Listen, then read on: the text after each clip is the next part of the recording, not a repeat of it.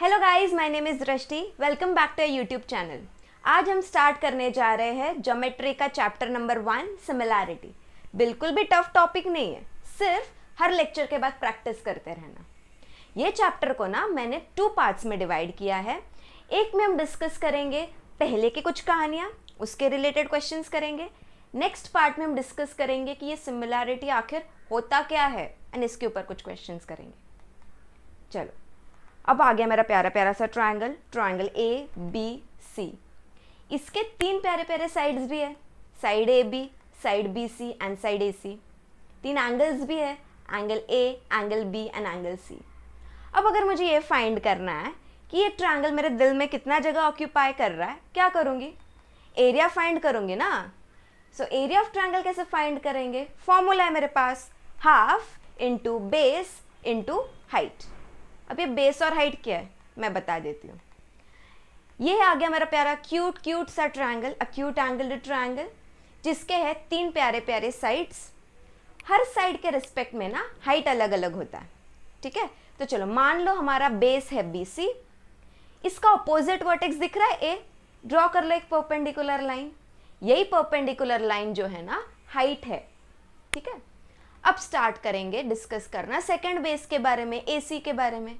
Opposite vertex तो मुझे दिख रहा है B है, खींच लिया एक परपेंडिकुलर लाइन, मिल गया मुझे मेरा हाइट। वैसे ही जो थर्ड साइड है ना AB, उसका हाइट क्या रहेगा? C से मैं परपेंडिकुलर लाइन खींच दूंगी, मिल जाएगा मुझे उसका हाइट। अब बात करेंगे राइट एंगल ट्रायंगल के बारे में। इसका ना एक मेजर जो है ना एंगल का 90 डिग्रीज होता है। यहाँ पे एंगल B दिख रहा है, उसका मेजर 90 डिग्रीज है। मान लो बेस तुमने लिया BC, ऑपोजिट वर्टेक्स दिख रहा है, खींच लो एक परपेंडिकुलर लाइन, यही है तुम्हारा हाइट। अब कंसिडर करो कि तुम्हारा बेस है ना AB है, उसके ऑपोजिट वर्टेक्स से एक परपेंडिकुलर लाइन ड्रॉ कर लो, मिल जाएगा तुमको तुम्हारा हाइट।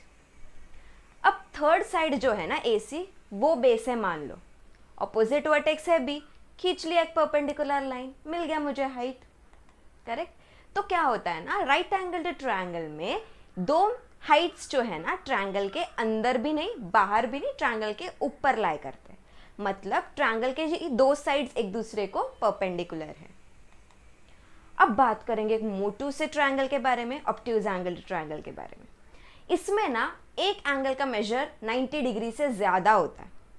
तो अब मान लो मैंने लिया BC एज द बेस। अभी मुझे परपेंडिकुलर लाइन ड्रॉ करना है, उसके लिए ना BC को थोड़ा एक्सटेंड करना पड़ेगा। फिर मैं ड्रॉ करूंगी एक परपेंडिकुलर लाइन, वही मेरा हाइट हो जाएगा BC के लिए। वैसे ही अगर तुमने कंसिडर किया AC, ऑपोजिट वर्टेक्स तो है B, खींच लिया एक परपेंडिकुलर लाइन, मिल जाएगा तुमको तुम्हारा हाइट। अब कंसिडर करो AB as your base, opposite vertex दिख रहा है C, उससे एक परपेंडिकुलर लाइन खींचना है। उसके लिए ना पहले एक्सटेंड करो AB को, अब खींच लो परपेंडिकुलर लाइन, मिल जाएगा हाइट तुमको। सो ऑब्ट्यूज एंगल ट्रायंगल में क्या होता है ना, 3 में से 2 हाइट्स ट्रायंगल के बाहर लाई कर। अब बात करेंगे 2 ट्रायंगल्स के बारे में, ट्रायंगल ABC, ट्रायंगल PQR। मुझे फाइंड करना एरिया ऑफ ट्रायंगल ABC, क्या रहेगा? Half into base into height, so it will be half into BC into AD। अब PQR का भी एरिया निकालना है, क्या रहेगा? Half into base into height, so it will be half into QR into PS। अब चर्बी है मेरे में, इसलिए मैं दोनों का रेशियोज लेके देख रही हूँ क्या हो रहा है। सो area of triangle ABC upon area of triangle PQR is equal to half into BC into AD upon half into QR into PS। अब क्या होगा? हाफ हाफ कट हो गया, क्या बचेगा? BC into AD upon QR into PS। So we can say that ratio of areas of 2 triangles is equal to ratio of product of their bases and corresponding heights. So अगर मैंने मान लिया triangle ABC का area है A1, तो it is equal to what? B1 into H1। B1 base है first triangle का, H1 height है फर्स्ट ट्रायंगल का। वैसे ही PQR के एरिया को मान लो A2, it is equal to B2 into H2, that is second triangle का बेस इंटू सेकेंड ट्रायंगल का हाइट। करेक्ट? ओके। अब ये तो हमने डिस्कस कर लिया, बहुत इंपॉर्टेंट सेंटेंस है। Ratio of areas of 2 triangles is equal to ratio of product of their base and corresponding heights. अब ना अगर दोनों ट्रायंगल्स का हाइट सेम है तो h1 h2 सेम हो जाएगा, तो h1 h2 कैंसिल भी हो जाएगा। So you will have a1 upon a2 is equal to b1 upon b2। तब तुम क्या बोलोगे कि ratio of areas of two triangles having equal heights is equal to ratio of their corresponding bases. अब heights तो अलग अलग है बट मान लो बेस सेम है, तो क्या होगा, b1 is equal to b2, तो b1 b2 कट हो जाएगा, तो क्या बचेगा, a1 upon a2 is equal to h1 upon h2। So तुम तब क्या बोलोगे, you will say that ratio of areas of two triangles having equal bases is equal to ratio of their corresponding Heights.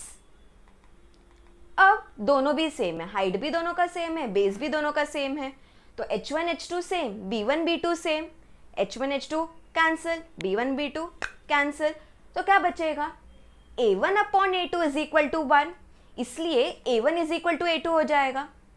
So you can say that areas of two triangles जिनका base भी same है, height भी same है, उनका area भी equal रहेगा। So area of two triangles having equal heights and equal bases are equal. चलो आगे हम प्रैक्टिस सेट 1.1 के फर्स्ट क्वेश्चन की तरफ। क्या दिया है, base of a triangle is 9 centimetre and height is 5 centimetre. और एक ट्रायंगल है जिसका बेस है 10 centimetre, height is 6 centimetre. You have to find ratio of their areas. चलो स्टार्ट करते हैं। एक ट्रायंगल है ना, फर्स्ट ट्रायंगल, उसके एरिया को a1, बेस को b1, हाइट को h1 मान लेते हैं। सेकेंड ट्रायंगल के एरिया को a2, बेस को b2, हाइट को h2 मान लेते हैं। अब क्वेश्चन में क्या दिया है, फर्स्ट ट्रायंगल का बेस है 9, हाइट है 5, so b1 is 9 and h1 is 5। Second triangle का बेस कितना दिया है 10, हाइट कितना दिया है 6, so b2 is equal to 10 and h2 is equal to 6। Correct. अब हमको इसका रेशियोज लेना है ना एरियाज का, तो ले लेते हैं। a1 अपॉन a2 क्या रहेगा, it is equal to b1 into h1 upon b2 into h2। क्यों, ratio of areas of two triangles is equal to ratio of product of their base and corresponding height. So a1 upon a2 क्या हो जाएगा, b1 का, h1 का, b2 का, h2 का values डाल दो, तो b1 और h1 कितना है 9 एंड 5, तो डाल दो 9 इंटू 5। b2 और h2 कितना है 10 एंड 6, तो डाल दो 10 इंटू 6। सो अब क्या होगा, 5 1 जा, 5 2 जा, कैंसल आउट हो गया। 9 एंड 6 भी 3 के टेबल में जाते हैं ना, सो 3 3 जा 9, 3 2 जा 6। सो फाइनल आंसर क्या मिलेगा, 3 upon 4। That is the reason ratio of areas of these two triangles is 3:4. Done, done, done. So let us move to the second question. Second question में क्या दिया है, if BC is perpendicular to AB and AD is perpendicular to AB, BC है 4 and AD है 8, तुमको बोला है find triangle ABC का area upon triangle ADB का area। अभी CB दिया है तुमको 4, AD दिया है 8 एंड ये जो दो ट्रायंगल्स है दोनों के पास है कॉमन बेस, तो area of triangle ABC upon area of triangle ADB क्या रहेगा, it will be ratio of their corresponding heights ना, क्योंकि बेस सेम है, तो it is equal to BC upon AD। चलो अभी कितना है, BC 4, AD है 8, substitute, so 4 upon 8 which is equal to 1 upon 2, 4 1 जा 4, 4 2 जा 8, तो मुझे आंसर फाइनल क्या मिला 1:2। So let us start with the third question. ये है प्रॉब्लम सेट का क्वेश्चन नंबर 4। क्या दिया है यहाँ पे, एक एंगल है ABC और एक एंगल है DCB, दोनों का मेजर है 90 डिग्रीज, ठीक है, एंड AB का मेजरमेंट है 6, DC का मेजरमेंट है 8। तुमको बोला है area of triangle ABC upon area of triangle DCB निकालो। क्या करेंगे, लेट अस सी। देखो ये जो दो ट्रायंगल्स है इनका दोनों के पास कॉमन बेस है। अगर बेस कॉमन है तो दोनों का रेशियो क्या रहेगा एरियाज का? It will be equal to ratio of their corresponding heights. Correct? तो यहाँ पे हाइट क्या है? A B and D C, तो it will be A P upon D C. Correct? अभी ए बी का वैल्यू 6 दिया है, डी सी का वैल्यू 8 दिया है, सो मेरा आंसर क्या हो जाएगा? 6 अपॉन 8। एंड दोनों 2 के टेबल में जाता है ना, सो 2 3 जा 2 4 जा, so I got answer as 3 upon 4, that is 3:4। चलिए आगे बढ़ते हैं, स्टार्ट करते प्रॉब्लम सेट का क्वेश्चन नंबर 5। क्या दिया है? पीएम का वैल्यू 10 दिया है, area of triangle PQS 100 centimetre square दिया है and area of triangle QRS दिया है 110 सेंटीमीटर स्क्वायर। तुमको बोला है फाइंड NR। क्या करेंगे? दोनों का एरियाज दिया है ना, let us take the ratio. यहाँ पे ये जो दो ट्रायंगल्स है इनके पास है एक कॉमन बेस, तो दोनों का एरियाज का रेशियो क्या रहेगा? It will be ratio of the corresponding Heights. Height है PM एंड NR, तो it will B PM upon NR। अब एरिया ऑफ ट्रायंगल PQS दिया है 100, एरिया ऑफ ट्रायंगल QRS दिया 110, तो लेट अस सब्स्टिट्यूट। क्या हो जाएगा? 100 upon 110 is equal to 10 upon NR। Cross multiply, what will you get? तुमको मिलेगा NR is equal to 110 into 10 upon 100। एक जीरो कट, दूसरा जीरो कट, so what is left? NR is equal to 11 1 11 centimetre. मिल गया आंसर। चलो आगे बढ़ते हैं लास्ट क्वेश्चन की तरफ। ये है प्रैक्टिस सेट 1.1 का 5th क्वेश्चन। यहाँ पे तुमको बहुत सारे ट्रायंगल्स दिए हैं एंड तुमको अलग अलग ट्रायंगल्स के एरियाज का रेशियोज पूछा है। फर्स्ट क्वेश्चन देखो क्या है, you have to find area of triangle PQB upon area of triangle PBC। तो ये है ट्रायंगल PQB, ये है ट्रायंगल PBC। इनके पास क्या कॉमन है? हाइट कॉमन है। तो अगर इनके एरियाज का मैं रेशियो लेती हूँ, it will be equal to ratio of their corresponding bases. अब PQB का बेस क्या है? BQ एंड PBC का बेस क्या है? BC। तो तुमको आंसर मिल गया PQ upon BC। Second question में देखो क्या बोला है, area of triangle PBC upon area of triangle ABC। अब ये दोनों ट्रायंगल्स के पास क्या कॉमन है? बेस कॉमन है। तो if we consider ratio of their areas, it is going to be ratio of their corresponding heights. यहाँ पे PBC का हाइट क्या है? PQ एंड ABC का हाइट क्या है? AD। So answer will be PQ upon AD। अब तुमको क्या बोला है? Find area of triangle ABC upon area of triangle ADC। सो ये मेरा ट्रायंगल है ABC, ये मेरा ट्रायंगल है ADC। क्या कॉमन है इनके पास? हाइट कॉमन है ना। तो अगर मैं ये दोनों का एरियाज का रेशियो लेती हूँ, it is going to be ratio of their corresponding bases. अभी ADC का बेस क्या है? DC और ABC का बेस क्या है? BC। सो इसका आंसर क्या रहेगा? It will be BC upon DC because this triangles are having equal Heights.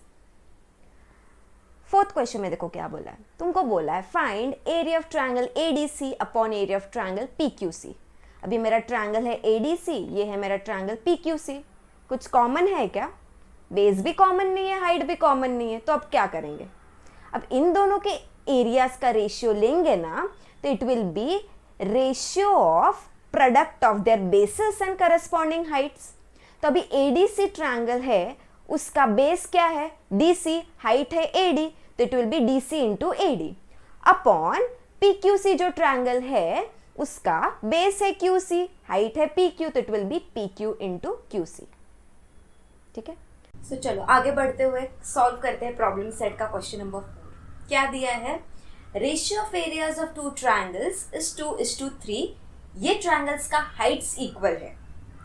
If base of smaller triangle is 6 centimetre, what is the corresponding base of bigger triangle?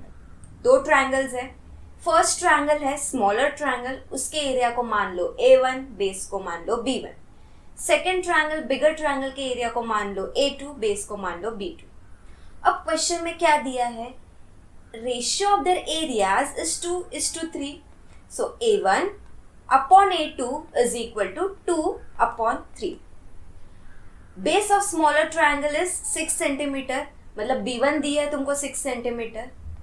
They have asked you to find B2. बराबर. सो कैसे find करेंगे? ये दोनों triangles के पास है equal Heights. सो इनके areas का रेशियो क्या होगा? A1 upon A2 is equal to B1 upon B2. क्यों? इनके पास इक्वल हाइट्स है ना, इसीलिए. अब क्या होगा? देखो, A1 upon A2 is equal to 2 upon 3 which is equal to B1 upon B2. इसलिए हम लिख सकते हैं कि 2 upon 3 is equal to B1 कितना है अभी? B1 इज 6 ना, तो 6 अपॉन B2. अब क्या करेंगे? Cross multiply. सो B2 क्या हो जाएगा? It is equal to 3 into 6 upon 2. Now 2 1 जा, 2 3 जा, तो आंसर क्या मिलेगा? 3 3 जा 9 centimetre. So you got base of bigger triangle is 9 centimetre. चलो, now we are going to start with practice set 1.1 का क्वेश्चन नंबर 3. क्या दिया है? Seg PS is perpendicular to ray QR. Seg QT is perpendicular to seg PR. QR का value दिया है 6, PS का value दिया है 6, PR का भी वैल्यू दिया है 12. तुमको बोला है फाइंड QT. सो अब मैं QT फाइंड करने के लिए ये वाला ट्रायंगल कंसिडर करूंगी, ट्रायंगल PQR. अभी ये जो ट्रायंगल है उसका एरिया तो चेंज नहीं होने वाला है. जितना जगह वो ऑक्यूपाई कर रहा है वो तो चेंज नहीं होगा. कोई भी बेस और उसके रिस्पेक्ट में हाइट ले लो. तो अब मैं ऐसा बेस और हाइट लूंगी जिसका वैल्यूज मुझे क्वेश्चन में दिया गया है, so that I can easily find its area. Correct. तो QR का वैल्यू दिया है, PS का भी वैल्यू दिया है, तो ये बेस और हाइट कंसिडर करते हैं. So area of triangle PQR क्या हो जाएगा? Half into QR into PS. चलो फाइंड करते हैं वैल्यू सब्स्टिट्यूट करके. So area of triangle PQR is equal to half into QR कितना है? 6, सब्स्टिट्यूट कर दो 6. PS कितना है? 6, सब्स्टिट्यूट कर दो 6. अब क्या होगा? 2 1 जा, 2 3 जा, तो तुमको एरिया ऑफ ट्रायंगल PQR कितना मिलेगा? इट इज इक्वल टू 3 6 जा 18 स्क्वायर यूनिट्स. चलो, मैंने एरिया तो फाइंड किया, बट मुझे क्वेश्चन में बोला फाइंड QT. अब ये QT कौन से बेस के लिए हाइट है? It is height for base PR. तो जब हम अभी एरिया लिखेंगे, हम लिखेंगे area is equal to half into PR into QT.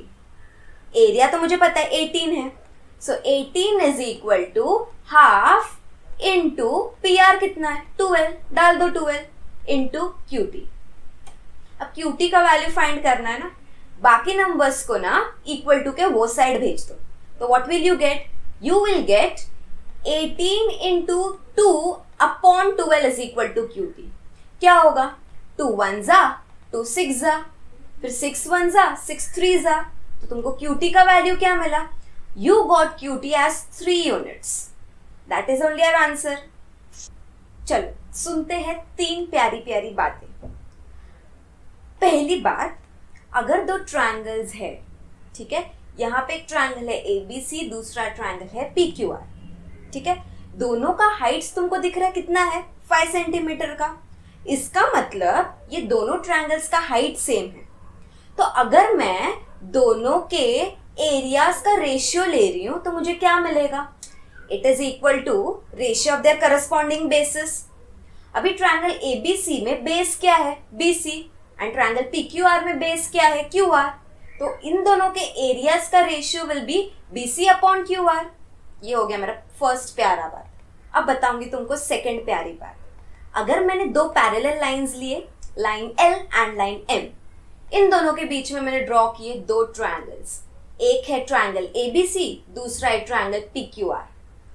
ये दोनों ना 2 पैरेलल लाइंस के बीच में लाई कर रहे हैं, तो इन दोनों का हाइट सेम रहेगा. Correct. So AD is equal to PS. So हम ये बोल सकते हैं कि line L is parallel to line M. ये दोनों ट्रायंगल्स 2 पैरेलल लाइंस के बीच में लाई कर रहे हैं, इसीलिए इनका हाइट्स क्या रहेगा? इक्वल रहेगा. अब अगर ये दोनों ट्रायंगल्स का हाइट्स इक्वल है एंड मैं अभी दोनों के एरियाज का रेशियो ले रही हूँ, तो it is going to be ratio of their corresponding bases. अभी ट्रायंगल एबीसी का बेस है बीसी, ट्रायंगल पीक्यूआर का बेस क्या है क्यूआर, तो इसका आंसर क्या रहेगा बीसी अपॉन क्यूआर। ये था मेरा सेकंड प्यारा बात। अब थर्ड प्यारी बात, ये है ना ट्रायंगल एबीसी, ये लाइन है बीसी, उसके ऊपर एक पॉइंट ले लो डी, ज्वाइन कर लो ए और डी को। ये करने की वजह से ना मेरे पास आ गए तीन triangles, triangle A B D, triangle A D C and triangle A B C. हर ट्रायंगल का बेस और हाइट अलग अलग होगा। चलो फाइंड करते हैं। फर्स्ट ट्रायंगल कौन सा है, ट्रायंगल ए बी डी, उसका बेस है बी डी, हाइट है A. Second triangle triangle A D C, इसका बेस क्या है डी सी, हाइट क्या है ए। वैसे ही थर्ड ट्रायंगल जो है ना ट्रायंगल ए बी सी, इसका बेस है बी सी, हाइट है ए।